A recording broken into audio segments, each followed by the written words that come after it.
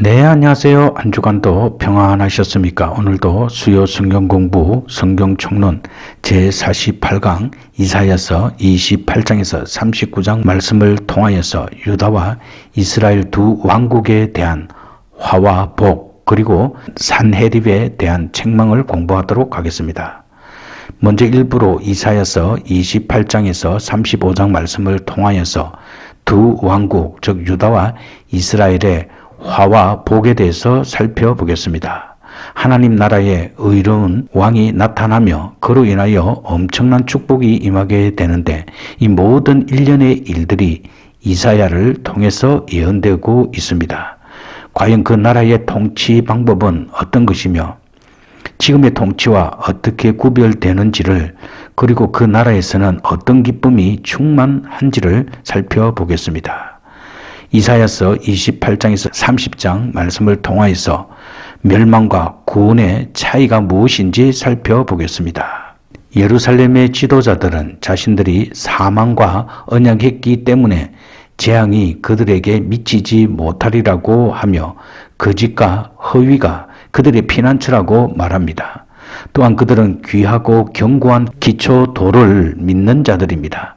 여기에 견고한 돌은 모퉁이 돌과 연결됩니다.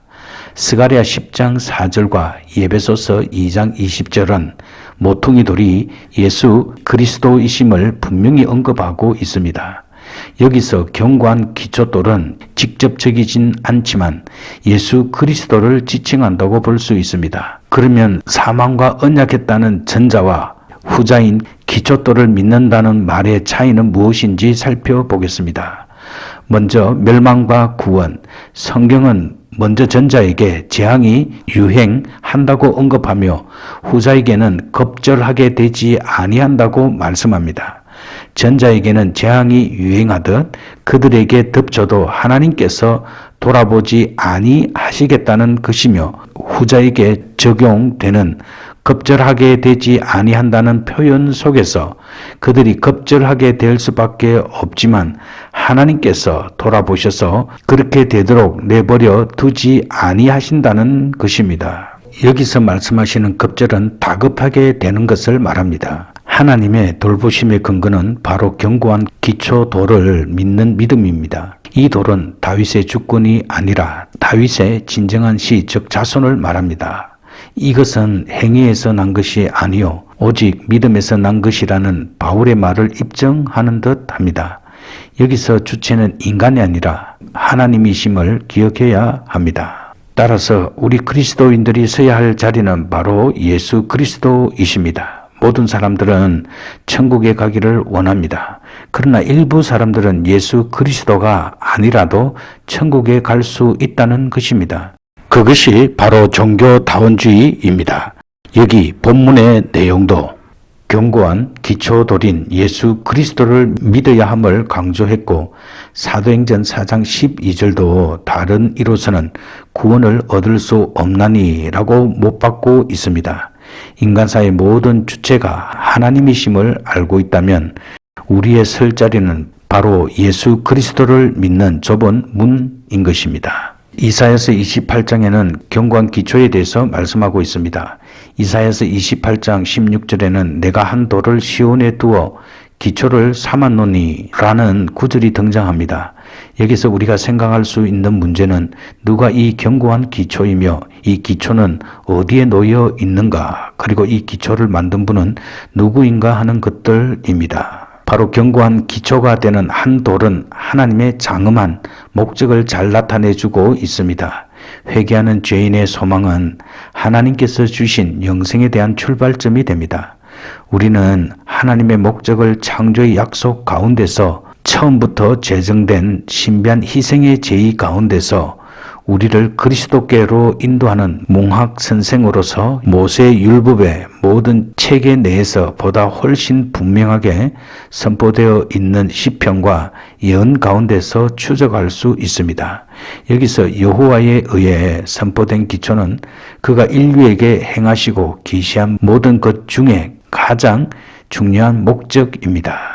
그리고 이제 기초의 필요성에 대해서 살펴보겠습니다. 오늘날의 사람들은 너무나 민감하여 하나님을 향한 기초를 필요로 하는 반면 모든 사람은 각자가 다 자신의 기초를 놓고 싶어 합니다. 많은 사람들은 거룩하신 하나님에게 어떤 배상이 이루어지지 않으면 죄가 용서될 수도 없고 죄인이 구원함을 받을 수 없다고 생각합니다. 적절한 기초가 어떻게 놓일 수 있을까요? 적절한 배상을 어떻게 할 수 있을까요? 이러한 질문에 인간이 대답할 수 있는 배상의 종류는 단 세 가지입니다. 즉, 회개와 선한 사역, 그리고 자발적인 고난입니다. 그러나 이것 위에 하나님의 넘치는 은혜가 우리를 감싸안지 않는 이상 우리는 완전히 회복될 수 없습니다. 이사야 31장에서 33장 말씀에는 의로운 왕과 회복의 약속에 대해서 말씀하고 있습니다. 이사야 32장 1절에 장차 한 왕이 의로 통치할 것이요 라고 언급합니다. 물론 문장의 문법상 미래에 있을 내용입니다. 그렇다면 그 당시에는 의로 통치하는 모습이 보여지지 않았음을 암시하고 있는 것으로 볼 수 있습니다. 그러면 당시 통치의 모습은 어떠했는지, 그리고 장차 다스릴 의의 통치자는 어떤 모습인지, 그리고 그 두 모습은 어떤 다른 두 가지의 모습을 나타낼 것인지, 그리고 장차 그 통치자는 누구인지, 이 통치자는 인간 통치 방법이 아닌 다른 통치 방법을 보일 것입니다. 따라서 여기에서 우리는 예수 그리스도의 공의와 사랑을 미리 보여주고 있음을 알 수 있습니다. 먼저 당시의 통치 방법은 이사야서 33장 1절에서 찾아볼 수 있습니다. 학대와 속임이 그 대표적인 내용을 담고 있습니다. 이사야서 33장 1절에서 6절은 구원을 바라는 기도인데 이러한 학대와 속임에서 해방되기를 하나님께 기도하고 있습니다. 이 학대와 속임 속에서 공의와 사랑을 찾아볼 수 없습니다. 그러나 장차 의로 통치하는 곳은 마른 땅의 냇물 같을 것이며 라고 이사야서 32장 2절에서 말씀하고 있으며, 또한 사랑의 의미를 간직하신 분이 다스릴 곳으로 말하고 있습니다. 그리고 공평으로 정사, 즉 다스릴 것이라고 이사야서 32장 1절에서 약속하고 있습니다. 그리고 광풍을 파는 곳이라고 했는데 이는 어려움을 당한 자에게 큰 사랑을 베푸는 것을 말합니다. 이러한 모습으로 우리에게 다가올 분은 예수 그리스도 분이십니다. 그분은 이 땅에서 공생의 기간에 이러한 통치의 모습을 보여주셨습니다. 결코 타협하지 않으시고 꺼져가는 등불을 끄지 않으시는 분이었습니다. 그리고 여호와께서 구하시는 것은 공의입니다. 미가서 6장 8절은 하나님께서 사람들에게 요구하시는 것이 공의를 행하며 인자를 사랑하며 하나님과 함께 하는 것이라고 기록하고 있습니다. 그런데 오늘날의 현실은 공의를 베풀고자 정직을 행하면 오히려 그 소속 단체에서 따돌림을 받는 사회가 되고 말았습니다. 정직하게 행하고자 공무원이 뇌물을 거절하면 저만 똑똑한 척 한다고 배척하는 사회가 된 것입니다. 이러한 시기에 하나님의 나라를 선취한 기독교인은 온전한 하나님의 공의를 사회에 희생적으로 보여주어야 할 것입니다. 그리고 이사야서 34장과 35장 말씀을 통하여서 이스라엘에게 임할 축복의 말씀을 살펴보겠습니다. 하나님께서 새롭게 한 왕국은 육적 중심의 모습이 아니라 영적 중심의 모습입니다. 이스라엘에게 임할 이 왕국은 과연 어떤 모습이며 그곳에서 살 백성은 어떤 자들인지, 그리고 영원한 희락과 즐거움을 얻은 이들은 무엇을 얻을 자인지, 그리고 이들에게서 사라질 것은 무엇인지 살펴보겠습니다. 사막의 백합화, 먼저 광야와 메마른 땅이 기뻐하며 라고 이사야서 35장 1절에서 말씀하였습니다. 여기서 광야가 주는 의미는 온 세상을 의미합니다. 광야와 같은 세상에서 기쁨이 넘치면 엄청난 변화를 말해주는 것입니다. 광야에서 40년 동안을 고생한 이스라엘의 구름 기둥과 불 기둥이 없었다면 그들의 생명은 존재할 수 없었습니다. 그러한 고난의 장소가 광야인데 그 광야에서 기쁨이, 그리고 사막이 백합화를 피우게 됩니다. 이는 창조 질서의 변화를 예고를 말씀하고 있는 것입니다. 사막에는 물기가 없기에 백합화 같은 연약한 식물은 견딜 수 없습니다. 그러나 그곳에 백합화가 피게 됩니다. 이곳이 하나님의 새 왕국입니다. 그리고 영원한 희락을 얻을 자는 여호와의 속량함을 얻은 자들입니다. 여기에는 슬픔과 탄식이 사라질 것입니다.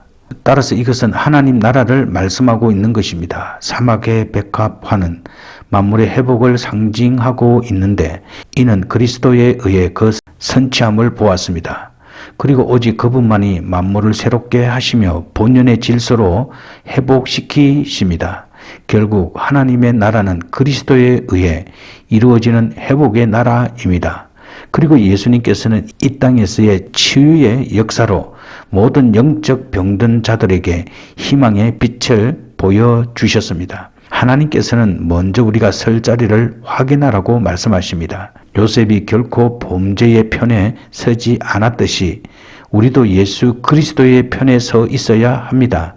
하나님의 나라는 사랑과 공의가 가득한 곳이며 불완전한 인간의 모습을 온전한 모습으로 변화시키는 곳입니다. 이런 그리스도의 왕국을 우리에게 주시는 하나님께 감사와 찬양의 목소리를 더 높여야 할 것입니다. 이제 2부로 이사야 36장에서 39장 말씀을 통하여서 사내립에 대한 책망을 살펴보겠습니다. 이사야 36장에서 39장에는 사내립과 히스기야가 대결하는 장면이 나옵니다. 사내립은 하나님을 두려워하지 않는 자이고 히스기야는 하나님을 의지하는 자입니다. 우리는 이 둘 사이에서 사단이 예수님을 시험하는 사건을 연상하게 됩니다. 이 사건은 히스기야의 승리로 끝나게 됩니다. 그러나 그 승리가 어떻게 주어졌으며 진정한 승리자는 누구인가를 찾는 것이 무엇보다도 중요합니다. 이사야 36장 말씀은 하나님께 도전하는 아수르에 관한 말씀입니다. 아수르 왕 사네립은 주전 722년에 북왕국 이스라엘을 함락시킨 후 유다를 침입하여 그의 모든 성읍들을 탈취하였습니다. 이제 남은 것은 예루살렘 뿐이었습니다. 이때 랍사게가 사신으로 성 앞에서 연설을 합니다.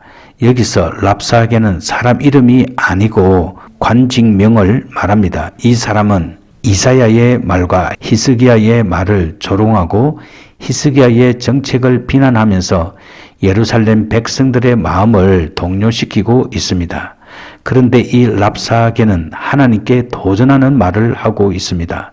과연 어떤 내용으로 하나님께 도전하며 여호와 하나님을 비난하였는지 살펴보겠습니다.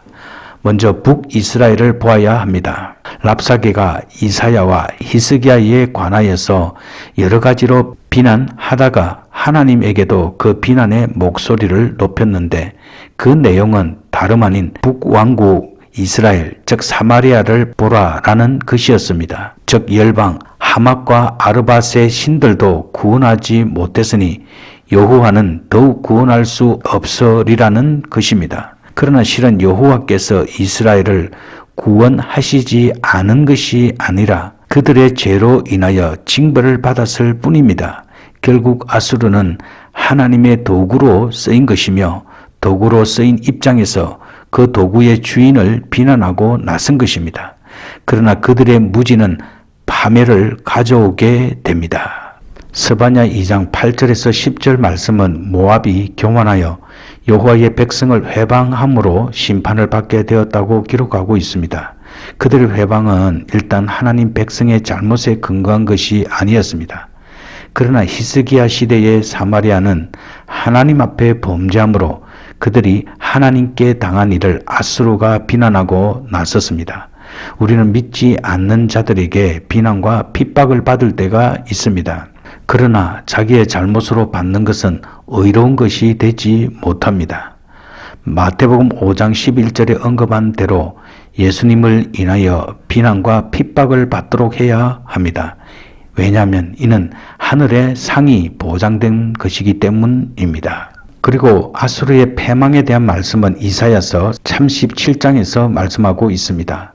아수르의 패망하는 모습을 보면 여호와의 사자가 진중에 들어가서 18만 5천 명을 죽였습니다. 그리고 그 왕 사네립은 자기 아들에게 죽임을 당하였습니다. 이사야서 37장 33절의 예언대로 활 한 번 쏘지 못하고 성에 가까이 오지도 못한 채 패망한 것입니다. 그렇다면 이러한 패망의 원인은 어디에 있었는지 살펴보겠습니다. 패망의 원인, 기도입니다. 성경은 기도의 능력을 항상 기록하고 있습니다. 참고 성경 구절은 사무엘상 1장 27절, 마가복음 11장 24절, 사도행전 4장 31절입니다. 오늘 히스기야는 어려움의 처지에 포기하지 않고 기도하고 있습니다. 이 기도에 하나님께서는 즉시 응답하시어 그들은 오던 길로 돌아가리라고 하셨습니다. 결국 히스기야의 승리는 하나님의 승리였고 아수르의 패망의 원인은 히스기야의 기도와 그에 따른 응답이었습니다. 히스기야는 손 하나 움직이지 않고 큰 전쟁의 승리자가 되었습니다. 실제적으로 히스기야는 기도의 성자인 것입니다. 그리고 하나님의 사자들이 나타난 것은 아람 군대가 이스라엘을 치러 왔을 때 엘리사가 기도하여 그 사환 게하시의 영안을 열어 하나님의 군대를 보여준 사건입니다. 이렇듯 하나님의 기도 능력은 우리의 상상을 초월합니다. 따라서 우리는 하나님께만 감사와 찬양을 올려야 할 것입니다. 우리는 기도하기를 쉬는 죄를 범하지 말아야 합니다. 다시 말하면 기도해야 될 때 기도하지 않는 것은 바로 죄가 된다는 것입니다. 사무엘상 12장 23절에 사무엘은 백성에게 기도하기를 쉬는 죄를 범치 않겠다고 말하고 있습니다. 우리는 일반적으로 기도하지 않는 것을 죄로 여기지 아니합니다. 그러나 기도를 하지 않는다는 것은 하나님을 의지하지 않는다는 한 표현인 것입니다. 왜냐하면 인간은 하나님을 의지하지 않고서는 한시라도 살 수 없는 불완전한 존재이기 때문입니다. 기도하지 않는 것은 결국 자신의 교만을 드러내는 것이 됩니다. 예수님께서도 겟세마네 동산에서 열심히 기도하셨습니다. 우리는 모든 어려움들을 하나님을 의지하는 기도로서 해결하여야 합니다. 이사야서 38장과 39장 말씀에는 히스기야의 치유와 교만에 대해서 말씀하고 있습니다. 히스기야의 와병 기사는 욥의 그것과 비슷합니다. 히스기야는 자기의 기도를 들으신 하나님께서 자기에게 그런 고통스러운 병을 주셨다고 깨닫게 됩니다. 욥 역시도 자기에게 이런 고통이 주어질 수 있는 것은 모두가 하나님의 손에 있음을 깨달았습니다. 그래서 히스기야는 자기를 위한 것을 포기하고 하나님의 백성들에게 긍휼을 베풀 수 있도록 기도한 것입니다. 그러나 하나님으로부터 치유함을 받은 히스기야는 역대하 32장 31절에서 언급했듯이 하나님의 시험대에서 넘어지고 말았습니다. 이러한 일이 발생하게 된 원인, 즉 히스기야의 문제점은 무엇인지 살펴보겠습니다. 바로 히스기야의 문제점은 과시욕, 즉 교만과 안일함이었습니다. 이사야서 39장 4절을 보면 모든 은검과 무기를 드러내 보이는 히스기야는 어떤 면에서는 어리석게 보입니다. 한 나라의 왕이 그 나라의 1급 비밀을 드러내 보인 것입니다. 당시 바벨론은 아수르의 속국으로서 모르닥 발라라는 아수르의 반란을 일으키고자 히스기야의 동참을 유도했던 것입니다. 이러한 상황에서 히스기야는 아수르의 공격대처럼 기도했어야 함에도 불구하고 교만과 안일함으로 하나님께 기도하지 않았습니다. 이런 이사야가 이사야 38장에 보면 하나님 앞에 회개하게 됩니다.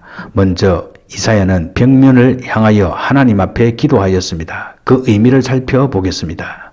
히스기야가 얼굴을 벽으로 향한 목적은 하나님께 전심전력으로 기도하기 위함이었습니다. 그는 자신의 병을 세상의 의술에 의지하지 않고 오직 하나님께만 기도함으로 고침받고자 하였습니다. 그런데 그의 기도 가운데서 내가 주의 앞에서 전심으로 행하며 주의 목전에서 선하게 행하였다고 하는 대목은 마치 바리새인들의 기도와 흡사해 보입니다. 그러나 그것은 자신의 공로를 알아달라는 기도가 아니고 다만 하나님을 믿는 데 있어서 외식함 없이 진실과 전심으로 하였다는 것을 의미하며 그의 행위도 유다의 일반 민중처럼 불신앙으로 애굽을 의지하는 것 같은 행위를 하지 않았다는 것을 뜻합니다.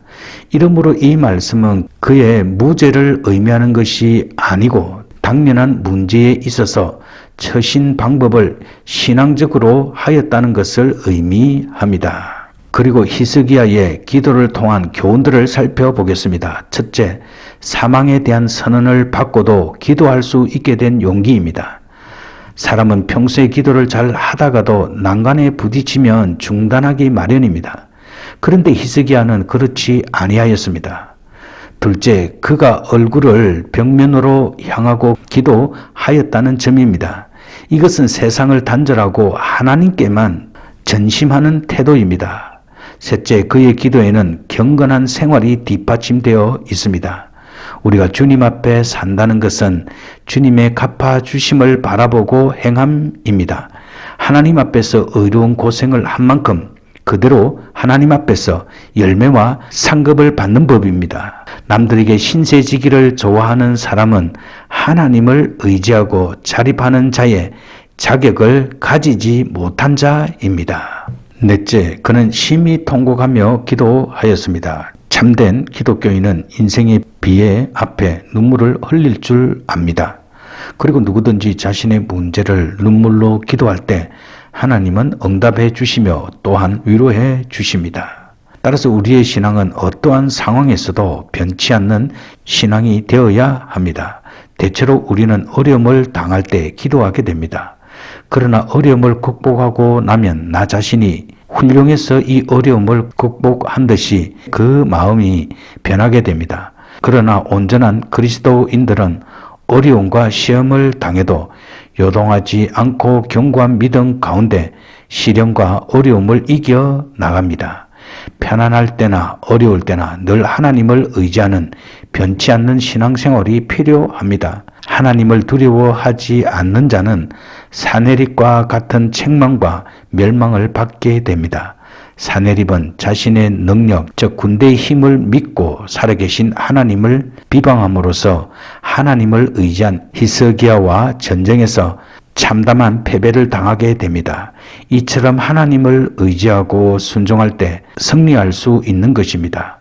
또한 승리 후 실수를 범하는 히스기야를 보면서 선줄로 생각할 때 넘어질까 조심하는 깨어있는 신앙이 필요함을 깨닫게 해 줍니다. 이사야 39장에는 히스기야의 교만에 대한 말씀이 기록되어 있습니다. 히스기야는 바벨론에서 온 자에게 전국의 보물을 보여주었습니다. 이것은 히스기야가 다음과 같은 몇 가지 죄악을 범했다는 것의 증거가 됩니다. 첫째, 외국에게 잘 보이고자 한 아부 행위로서의 죄악입니다. 히스기야는 병들었을 때 얼굴을 벽으로 향하여 전심으로 하나님께 기도하였습니다. 그것은 그저 하나님만 바라본다는 신앙이었습니다. 그런데 이제 와서 외국 열강의 호의를 사려고 애쓰는 모습은 영생하시는 하나님을 떠나 하나님을 전혀 두려워하지 않는 행위입니다. 신앙인으로서 하나님에게 아부하여 처세술로 내왕하며 하나님을 두려워하지 않는 자는 교회뿐만 아니라 교회에 독을 끼치는 사람입니다. 그런 사람은 다른 사람을 기쁘게 하려는데 온통 주의를 기울이며 사람의 청거를 받아서 일하려 합니다. 신앙인은 모든 일에 하나님의 일꾼으로 자처하는 자세를 가져야 할 것입니다. 그리고 두 번째로는 히스기야가 바벨론 사신에게 모든 국보를 보인 것은 하나님을 증거하지 아니하고 세상 보물을 자랑한 죄악입니다. 히스기야는 하나님의 은혜로 병고침을 받았으니 그 일로 찾아온 바벨론 사신 앞에서 여호와를 찬송하며 높여서야 될 것입니다. 그런데 그는 그렇게 하지 않았을 뿐만 아니라 오히려 세상 보물을 자랑하였습니다. 이것은 히스기야의 너무도 급격한 타락입니다. 그렇다면 그가 하나님을 그렇게도 속히 잊어버리고 마음을 보물에 두게 된 원인은 어디에 있는지 우리는 질문해 볼 수 있습니다. 그것은 그의 몸이 건강하여지고 나라도 평안하였기 때문입니다. 그러므로 고난은 신자에게 유익함을 깨달아야 할 것입니다. 그리고 이제 우리는 히스기야 왕은 누구인지 살펴보겠습니다. 히스기야는 아하스의 아들로 유다의 왕위를 계승하였으며 그의 재위 시기는 BC 715년에서 687년경입니다. 히스기야는 25세의 나이로 왕위에 올라 29년간을 통치하였습니다. 그의 어머니는 스가랴의 딸 아비야였습니다. 히스기야는 후세에 의해서 유능하고 원기왕성한 통치를 한 경건한 왕으로 기억되고 있습니다. 히스기야는 유대 역사에 있어서 위기의 시대에 왕위에 올랐습니다. 유다는 수리아 에브라임 전쟁과 아하스의 치세에서 에돔과 블레셋의 공격으로 크게 약화되었습니다. 아시리아에 매년 바치는 곡물은 유다의 재정에 있어서 견딜 수 없는 짐이었습니다. 게다가 종교적 상황은 아하스 아래서 혼란에 빠져들었습니다. 따라서 히스기야에 의한 신앙개혁 운동은 대단한 것이었습니다. 그는 산당을 없애고 주상을 깨뜨렸으며 아세라 목상을 찍어버렸습니다. 히스기야의 또 다른 관심사는 유다를 정치적으로 강화시키는 것이었습니다. 네, 오늘도 성경 공부하느라 수고 많이 하셨습니다. 하나님께서는 우리의 삶이 육적 중심의 삶이 아니라 영적 중심의 삶을 원하십니다. 따라서 우리의 삶은 늘 하나님 앞에 감사와 또 하나님을 기뻐하며 하나님께 영광 돌리는 복된 삶을 살 수 있어야 합니다. 우리가 이렇게 살아갈 때 하나님께서는 우리가 세상 속에서 넘치는 기쁨과 감사와 우리의 삶의 변화를 주실 것입니다. 그리고 우리는 히스기야처럼 전심으로 기도하였던 그 삶의 자세를 우리는 배워야 하는 것입니다. 왜냐하면 히스기야는 하나님을 의지할 줄 아는 자이었기 때문입니다. 따라서 우리도 이 세상에서 죄와 싸워서 이기기 위해서는 기도하는 자가 되어야 합니다. 그리고 우리는 기도해야 할 때 기도하기를 쉬는 죄를 범치 말아야 합니다. 기도한다는 것은 우리 자신이 완전하지 못한 존재임을 인정하고 하나님을 붙드는 것이 됩니다. 따라서 우리는 모든 하나님께 의지하는 기도로서 해결해야 하는 것입니다. 또한 기도하게 되면 우리의 교만과 안일함에서 벗어날 수 있는 것입니다. 우리 모두가 다 하나님께 전심전력으로 기도함으로 날마다 승리하는 귀한 삶이 되시길 기도합니다. 네, 이제 기쁨과 감사가 넘치는 오후 시간 되시고요. 또 다음 주에 공부하도록 하겠습니다. 샬롬.